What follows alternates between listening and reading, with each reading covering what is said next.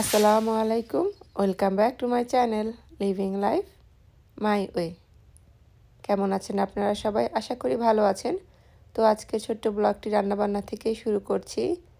দুপুরবেলা হয়ে গেল, দুপুরের আগেই রান্নাবান্নার জন্য প্রিপারেশন শুরু আর কি। তো এখানে মূলা কাটা হচ্ছে, আজকে মূলা রান্না করব। আচ্ছা বলুন তো, মূলা কার কার ভালো লাগে? আমি মূলাটা এখনও খেতে পারি না, বাট আমার আব্বু আর আমার হাজব্যান্ড মোটামুটি পছন্দ করেই খায়। তো ওদের জন্যই মূলাটা রান্না করছি আজকে আমার মতো করে। বাট মূলা রান্নাটা খুবই মজা হয়েছিল। আসলে সিম্পলভাবে যে কোনো কিছু রান্না করলেই খেতে খারাপ লাগে না, ভালোই লাগে।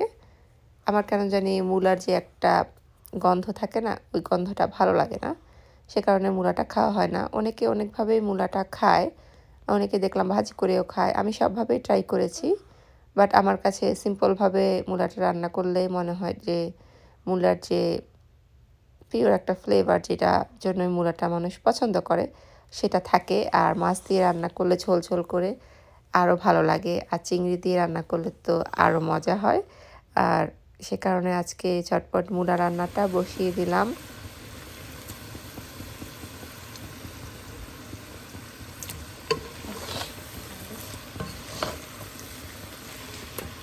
মূলা রান্না করতে আসলে বেশি সময় লাগে না, অল্প সময়ের মধ্যেই হয়ে যায়। তো সেই হিসাবে রান্না করা শুরু করে দিলাম আর কি।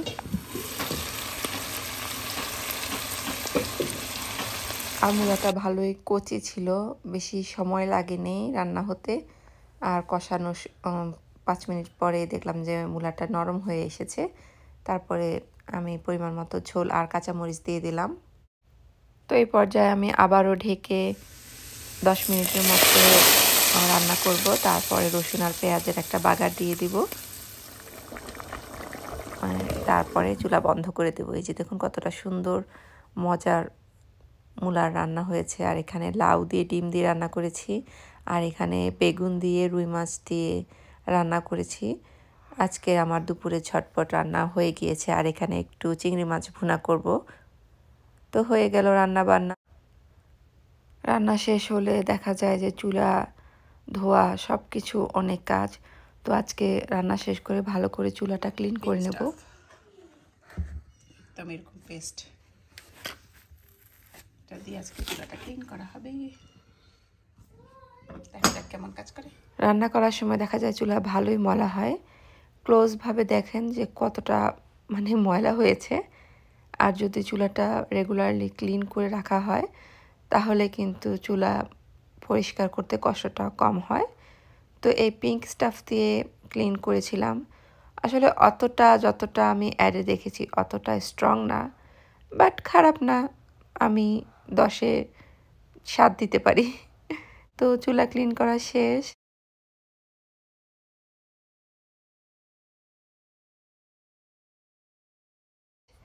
আজকে একটা ঝটপট একটা মশলা বানাবো।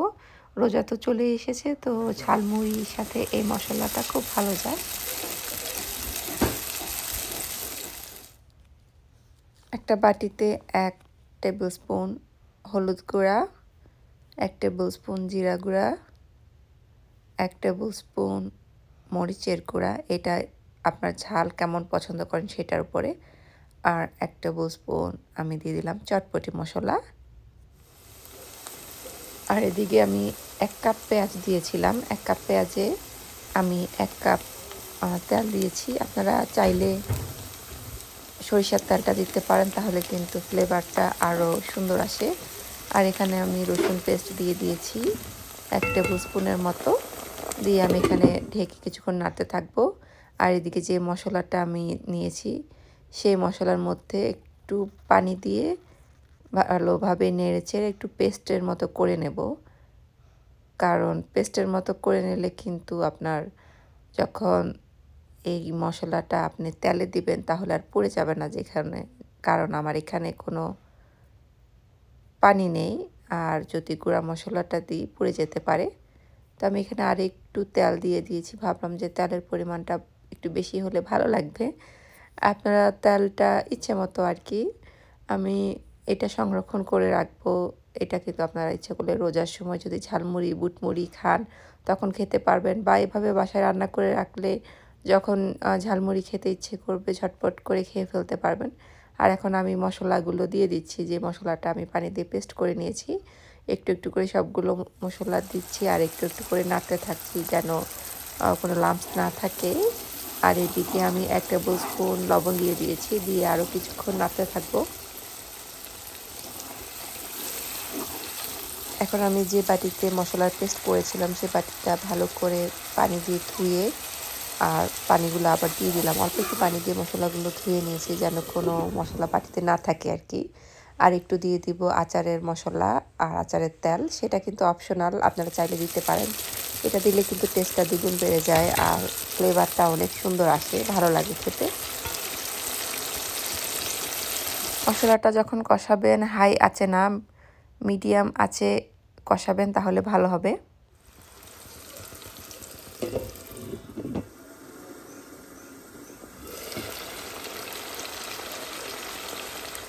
আমি ঢেকে ঢেকে কষাচ্ছিলাম, ধরুন 5 মিনিট ঢেকে রাখলাম। 5 মিনিট পরে আবার ঢাকনাটা তুলে আবার একটু নাড়াচাড়া দিচ্ছিলাম যেন নিচে লেগে না যায়।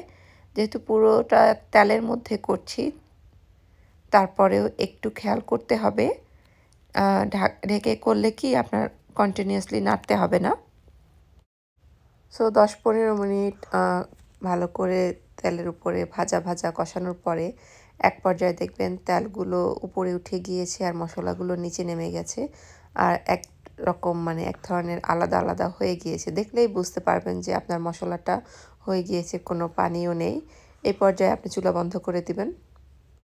চুলা বন্ধ করে আপনারা চাইলে 1 টেবিল স্পুন জিরা টালা আবার উপরে ছিটিয়ে দিতে পারেন আর একটু চটপটির মশলা, তাহলে কিন্তু ফ্লেভারটা আরও দ্বিগুণ বেড়ে যাবে। আর খুবই মজার একটা মশলা, আপনারা বাসায় মাস্ট ট্রাই করে দেখবেন।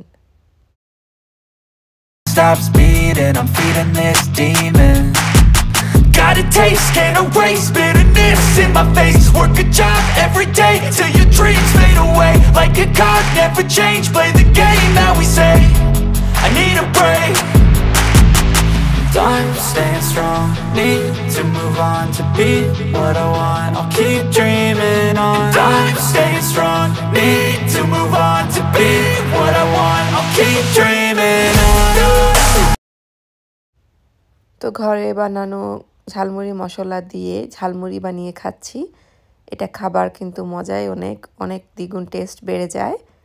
আর মশলাটা যখন একদম ঠান্ডা হয়ে যাবে তখন যে কোনো একটা এয়ারটাইট জারে রেখে দেবেন, অনেক দিন ভালো থাকবে। 2-3 সপ্তাহের মতো আপনি বাইরেই রাখতে পারবেন, ফ্রিজেও রাখা লাগবে না। মশলাটা অনেক দিন ভালো থাকে আর যখন ইচ্ছে হবে ঝালমুড়ি বানিয়ে খেতে পারবেন।